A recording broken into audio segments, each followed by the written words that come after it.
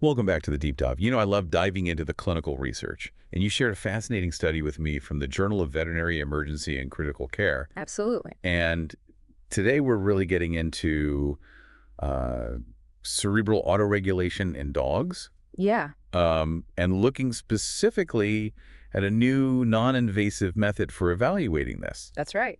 So maybe just to start, can you give us a little bit of a refresher on what cerebral autoregulation is? Yeah, it's how the brain maintains consistent blood flow despite changes in blood pressure. Okay, and why that's so important? Um, because if it fails, you get secondary brain injury, Oh, wow. especially after head trauma, and it can really change the prognosis for the dog. Right. And the study mentions that current methods for assessing this can be quite invasive. Yes. So what is this new alternative that they're looking at? So they're exploring transcranial color-coded duplex sonography, or TCCD. Okay. And it's a non-invasive way to measure blood flow speed in the middle cerebral artery using sound waves. So like an ultrasound for the brain. Yeah, basic. Interesting. And how did they actually use TCCD in this study? So they tested it on 11 healthy dogs under anesthesia, Okay. and they measured blood flow velocity before and after briefly compressing the carotid artery.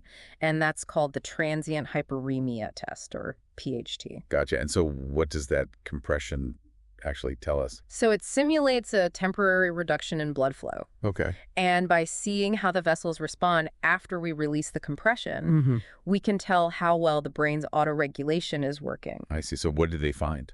The results were really promising. Yeah. They saw a significant increase in blood flow velocity after the compression, Okay. which indicates healthy cerebral autoregulation. Wow. And in fact, the median THT value they got was 1.12, which is the same as the average value found in healthy humans. Oh, that's interesting. That's consistent across Yeah. species. Yeah. It's fascinating. Yeah.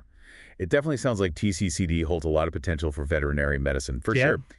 But were there any limitations to the study? Of course there always are. One was that the carotid compression could vary between operators, so potentially that could affect the results. And also they focused on healthy dogs under specific anesthetic conditions. So more research is needed to see how it would work on dogs with different health conditions and different anesthetic protocols. Absolutely. Further research is key to validating it more broadly. That's the burning question. Yeah.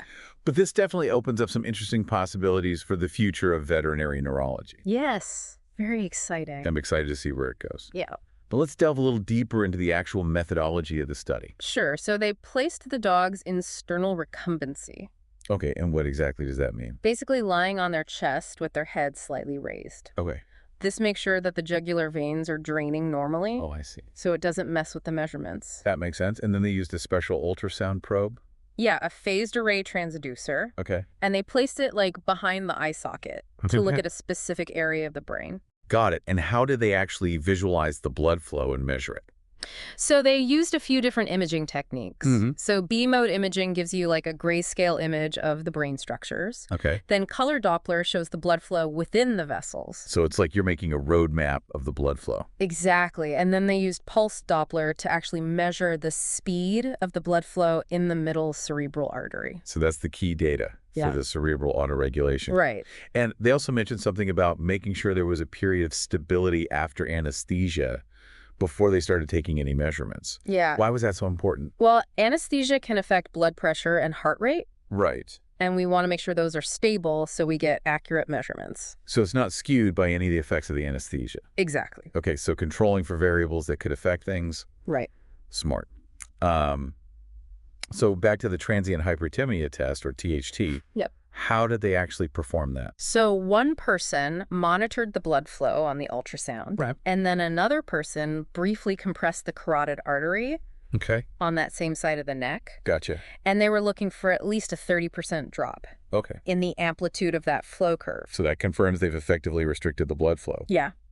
Interesting. And then after they release the compression, they can observe how the vessels dilate Exactly. to compensate for that temporary restriction. Right. And that's where those exciting results came in with the increase in blood flow velocity after the compression. Exactly. It's like the vessels take a deep breath Ha, yeah. and expand to get enough blood to the brain. That's a great way to put it. And so they found that median THT value of 1.2, Yep.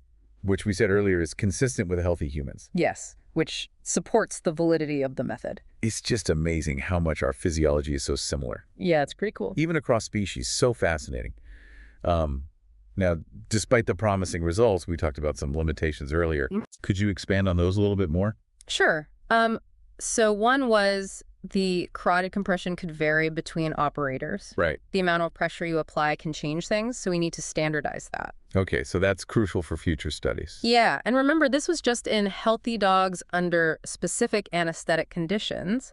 We need to test it in dogs with different health problems and different anesthetic protocols. So it needs to be tested in real-world scenarios. For sure. Not just the lab. What else? Well, they also didn't look at the intra and inter-observer variability. Okay, can you break that down for me? Basically, how much do the measurements vary depending on who's doing the ultrasound? Oh, okay. Like if I do it versus you, or if I do it today versus tomorrow. So how consistent and reliable are the measurements? Exactly. You got it. So those are all things we need to look into more, but even with the limitations, it's really encouraging.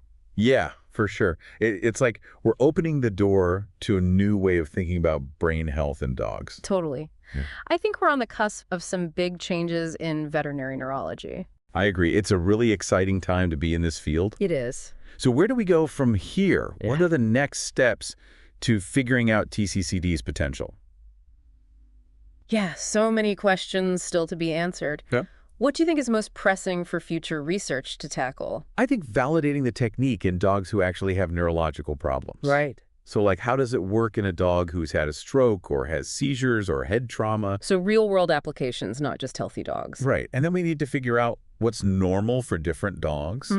Like, are there different THT values for a Yorkie versus a Great Dane? Oh, interesting. So kind of like how we have different reference ranges for blood work. Exactly. Okay, makes sense. What else? We need to look more into the anesthesia. Right. Like, do different drugs affect the TCCD measurements? So making sure we're really controlling for all those variables. Yeah, exactly. It sounds like a lot of work ahead, but so promising.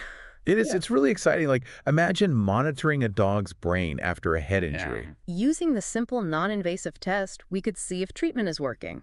Wow, yeah. And adjust things as needed. It's like we're getting a glimpse into how the brain is healing.